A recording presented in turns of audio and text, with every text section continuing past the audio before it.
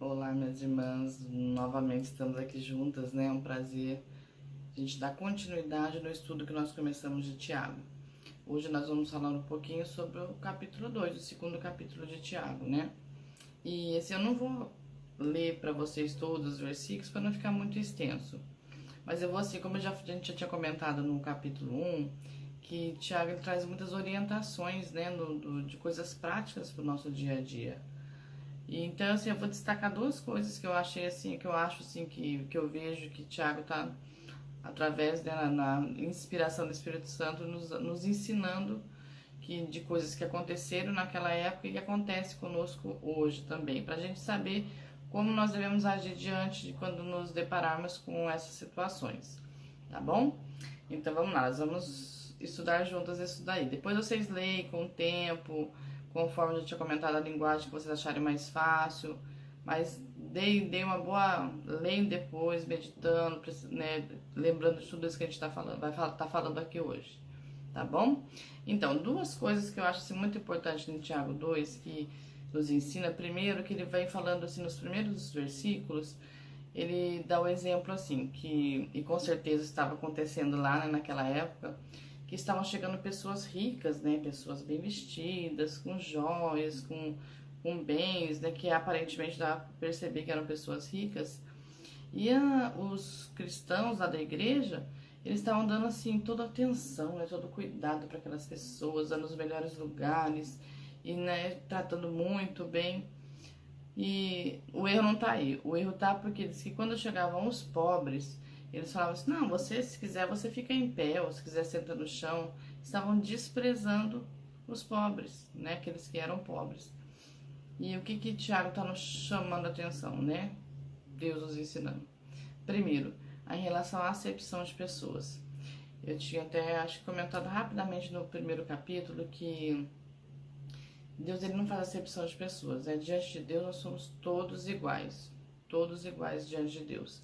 Deus ele não tem filhos prediletos, né?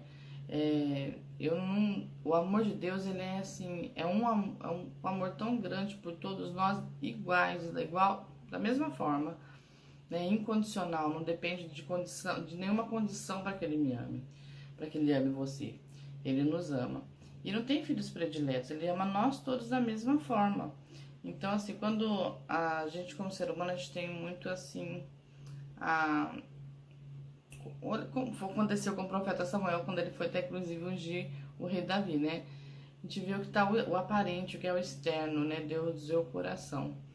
Então, assim, a gente nunca pode ir por esse lado de aparentemente, aquele que é mais bonito, tá bem mais vestido, tem mais condições, né? Não, diante de Deus nós somos um só. A Bíblia fala assim que nós temos que amar o nosso próximo como a nós mesmos, ou fazer aquilo para as pessoas que nós gostaríamos que fizessem para nós. Então, assim, um dos primeiros ensinamentos é esse, que nós temos que ter muito cuidado para não fazer acepções de pessoas, né? De tratar as pessoas pelo que ela tem, pelo que é externo, né? Mas assim, o que vermos elas como Deus nos vê, como um só da mesma forma. E a segunda questão, nesse mesmo exemplo que ele usa, é a questão da motivação, que ele fala também da motivação do coração. Porque se as pessoas estavam fazendo isso, tinha uma motivação por trás, né? Ninguém faz isso por fazer. Ah, não, ele tem uma motivação, ele espera receber algo em troca disso. E isso, infelizmente, é uma realidade, né? E ali ele usa o exemplo da igreja, mas nós vemos isso, tenho certeza que eu já vi, vocês também já viram, tanto em igreja como no nosso trabalho, até às vezes no meio dos nossos de parentes, né, dos familiares, em todo o convívio social sempre tem, né, aqueles que acabam dando mais atenção, mais ênfase, tratando melhor aqueles que têm uma condição melhor de vida, né? E isso traz um peso diante de Deus, né? Porque nós somos tão um só, todos nós vamos para o mesmo lugar, né? Nós somos assim pecadores mesmo. E não é, tem até um ditado que é assim muito triste, né? Que muitas das pessoas usam isso, que ela fala assim que a pessoa vale o que tem. E isso é muito triste, né? Que às vezes a pessoa pode ter muitos bens, muita coisa, muito dinheiro, muitas posses, mas é uma pessoa que não tem paz, é uma pessoa que não é feliz, a pessoa que vive deprimida, né? A gente vê muito isso, né?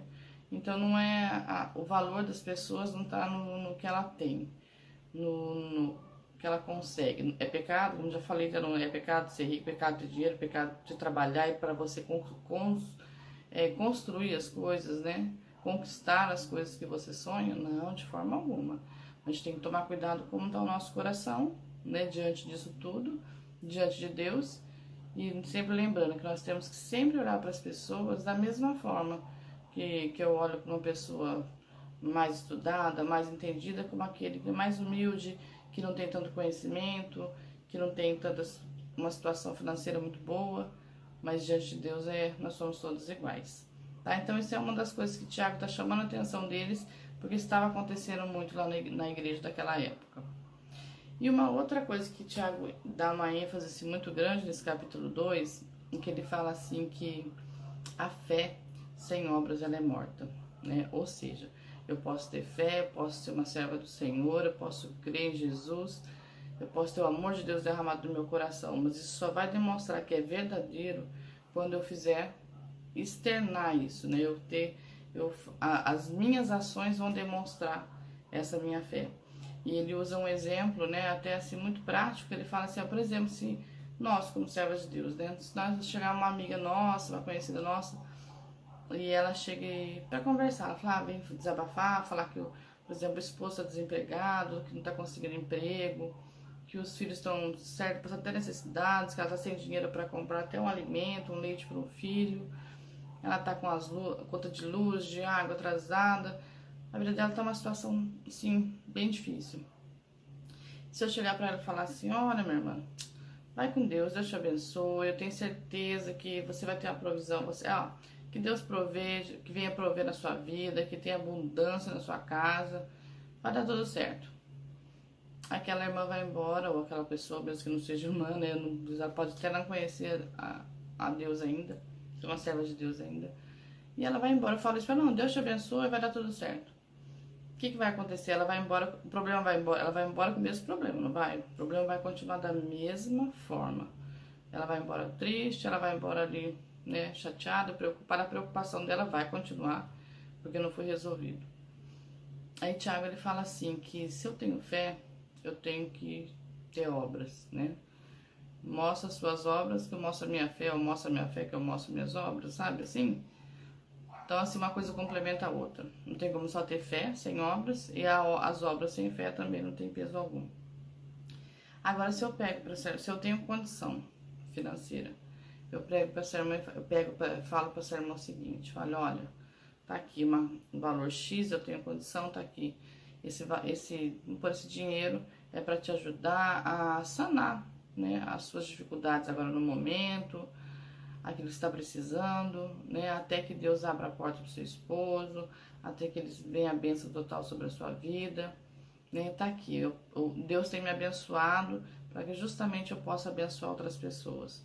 Então aqui tá aqui, isso aqui é para te ajudar. Então o que ele está querendo dizer? Ela vai embora, o que vai acontecer nessa situação? Primeiro, ela vai ser sempre grata a você, ela nunca vai esquecer aquilo que você fez por ela. Segundo, ela vai ter a convicção de que foi Deus que usou a sua vida para abençoar a vida dela. Se ela não conhece a Deus, é uma ótima oportunidade para que ela tenha interesse em buscar e conhecer a Deus. Se ela já é uma serva de Deus, é mais um motivo para ela glorificar o nome do Senhor. Outra coisa, o dia que Deus abrir as portas, que a situação mudar na vida dela e uma outra pessoa, da mesma situação que a dela, chegar e diante dela, o que ela vai fazer? Ela vai ajudar ela vai usar a mesma misericórdia que foi usada com ela, vai usar com outra pessoa. Sabe aquela coisa da corrente do bem? Né? Então, assim, ela vai sempre ter aquilo, ela vai estar disposta porque que fizeram aquilo por ela um dia. Então, quando o Tiago está falando isso, ele fala assim que muitas vezes aquilo que nós falamos, ela não tem tanto peso como aquilo que nós fazemos. Eu posso chegar para uma pessoa e pregar e falar, você tem que ir para a igreja, você tem que conhecer o Senhor, você tem que se converter, e isso, e aquilo outro, né? Mas se eu não tiver, por exemplo, eu tenho uma boa vida com meu esposo, né, ou com o cônjuge, se eu trato mal meu esposo, meus filhos são todos assim, largados, não têm educação, não respeitam ninguém, se eu dou mau testemunho no meu trabalho, se eu dou mau testemunho na minha vizinhança, Você acha que aquela pessoa vai ter interesse em buscar o Senhor, em conhecer a Deus? Porque ela olha, as minhas atitudes não condizem com aquilo que eu falo, não é? Então, o que ele está enfatizando assim, que é muito mais importante aquilo que eu faço do que aquilo que eu falo. Eu posso, por exemplo, falar, muitas vezes eu não vou precisar nem falar nada. Às vezes a forma que as pessoas nos veem, a forma que a gente vive, a forma que eu trato meu esposo, a forma que eu trato meu marido, desculpa, meus filhos, meus netos. Isso vai falar muito a forma que eu ajo no meu trabalho, diante do meu chefe, com outros colegas de trabalho. Isso vai falar muito mais alto do que aquilo que eu falo, sabe? Tem mais peso, porque hoje em dia as pessoas elas olham pra gente as nossas atitudes. Elas não ficam olhando aquilo que eu falo. Eu posso falar muita coisa bonita, né? Mas ela quer ver se realmente aquilo é verdade. E isso a gente mostra como? Vivendo, né? Porque aí Tiago fala assim: você acha que você tem fé? Ele até achei até muito forte isso, sabe? No versículo 19. Ele fala assim: vocês acham que só porque vocês creem que existe um só Deus, né, vocês têm fé? Ele fala que os demônios também creem e eles tremem de medo por causa disso. Então, assim, é uma comparação forte, porque qual é a forma, qual a diferença entre mim, entre nós e os demônios? É a nossa atitude, é a nossa demonstração do amor de Deus ser derramado no nosso coração, né? Porque crer, eles também creem, mas eles não têm atitude de bondade nenhuma, né? Mas nós temos que ser totalmente ao contrário. Nós cremos também e nós externamos isso através do quê? Do cuidado com as pessoas, da preocupação com as pessoas. Porque basta eu falar assim, não, eu tenho fé, eu já sou salvo, eu tenho Jesus e pronto, é o suficiente. Não é. Ele só vai ser suficiente a partir do... Porque nós somos salvos e a Bíblia fala assim, ama a Deus sobre todas as coisas, ama teu próximo como a ti mesmo. Então, como eu já falei, o que eu quero pra mim, eu também tenho que querer para as pessoas. Então, a única forma de eu demonstrar o amor de Deus é assim, é colocando em prática a minha fé. Então, ele mesmo fala assim, se a sua fé não tiver obras, ela é uma fé morta. Ela não tem utilidade nenhuma. É triste isso, né? Então, quando ele está chamando a atenção lá deles e chamando a nossa atenção também, é isso, porque não basta a gente só falar que a gente crê, que nós somos cristãs, que nós somos filhos de Deus, mas o que eu tenho feito? Às vezes também assim, a gente pensa, não, mas eu tenho, cuido do meu marido, cuido dos meus filhos, né? Mas isso assim, é uma coisa que já a gente faz mesmo. Mas mais longe que isso um pouquinho. O que eu tenho feito na minha vizinhança, no meu trabalho, para uma pessoa que eu nem conheço, né? E então assim, a gente tem que estar assim, sair um pouquinho da nossa zona de conforto. A gente vive muito assim, na nossa zona de conforto, né? É tão difícil a gente sair, né? Se lançar para um novo, assim, sair desse que a gente está acostumado, da nossa rotina, daquilo que a gente fica confortável naquilo, né? Porque tudo que é novo, ele causa um pouquinho de desconforto no começo. Então, assim, que seja um desafio para mim e para você, né? Que a gente não tenha, como nós vimos, para não fazer uma acepção de pessoas, que a motivação do nosso coração seja verdadeiramente demonstrar o amor de Deus para as pessoas e que possamos também demonstrar a nossa fé através das nossas atitudes. Então, assim, que seja mais uma sementinha da palavra de Deus que está sendo lançada no meu coração, no seu coração, e eu tenho certeza que essa sementinha, essa palavra vai cair em terra fértil e vai dar muitos e muitos frutos para a glória de Deus. Que Deus abençoe a sua vida, tá bom? Um abraço a todas.